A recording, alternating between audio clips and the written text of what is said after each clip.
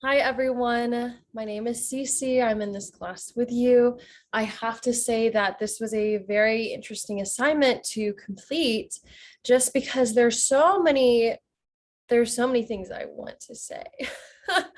Okay, so first I want to start with psychopathology, which is the definition of understanding the reasoning behind mental disorders such as schizophrenia, bipolar, OCD, PTSD, narcissism, sociopathism, being a psychopath, just all those things, some which are curable and most which are not. So the biblical worldview I would go with would be that verse in Matthew 11.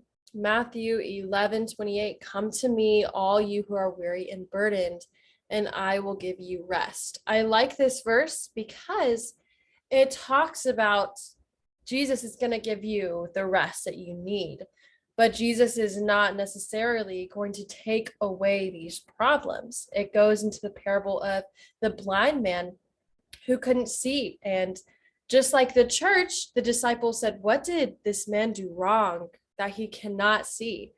And in the same way, in the church, we mirror, not me, but the church, they mirror this aspect of why are they depressed? Why are they anxious? Did you hear about so and so's son? He has schizophrenia. He's demon possessed. Where they kind of just gaslight and say that it's someone's fault for having these mental disabilities, for having these mental blocks. I like the secular view because in the article I read called Psychopathology and Religion by Walters, it talks about these idealistic terms of spiritually free and spiritually cleansed. And they have two terms, having a sick soul and needing a healthy mind, which are idealistic terms of things that are so abstract, nobody knows how to get there. Because even the most legalistic, perfect person is still going to face some mental problems, maybe not to the extremes on the spectrum of psychopathology, but no one is always going to have a healthy mind. So for me, I really enjoy this secular approach because it talks about giving merit and credit to the research behind psychopathology and understanding really what goes into people's minds. What is the play between genes and environment for some people to walk in with hereditary genes, but be in a good environment and they're fine and they're healthy, versus people who go in with hereditary genes into a bad environment and it becomes an issue. There are mental things that pop up. And then healthy people who go into a bad environment and develop sociopathic tendencies.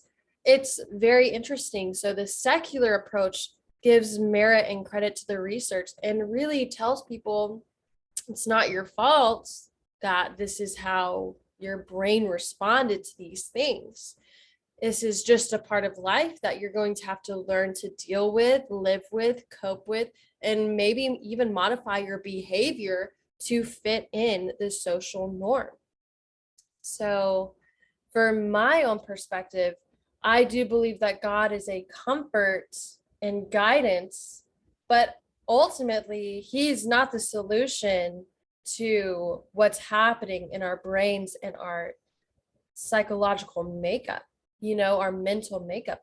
Those things are, of course, God could change in a snap if He wanted to, but it's also, He's given us the research, He's given us the time, He's given us the support to get the help that someone may need, which I don't think is something we should take lightly, and it's also something that we should apply into the church of encouraging people to get the mental help that they need and not just gaslighting this whole thing saying none of these things exist, and if they do, it's that person's fault. So for me, this was an interesting discussion topic. I'd love to hear your arguments, your comments, everything. I'll go ahead and link the article that I researched below, and I hope to hear from you soon. Bye, everyone. Mahalo. Mahalo from Hawaii.